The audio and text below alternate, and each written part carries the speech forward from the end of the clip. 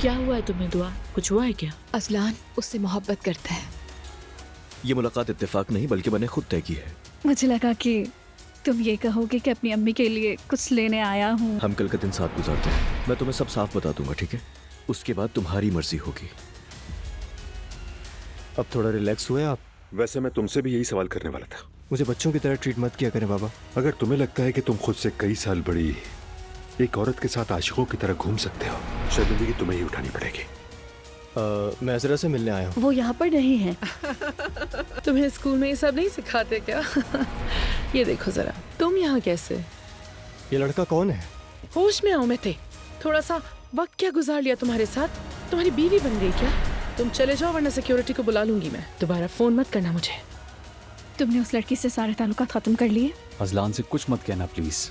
वो उसकी ex wife की बहन है। वो आदमी जिसने तुम्हारे साथ ये किया, उसे हमें इतनी आसानी से जाने नहीं देना चाहिए, और साथ तुम्हारा इंतकाम भी हो जाएगा। कोई तुम्हारा इस्तेमाल नहीं कर सकता।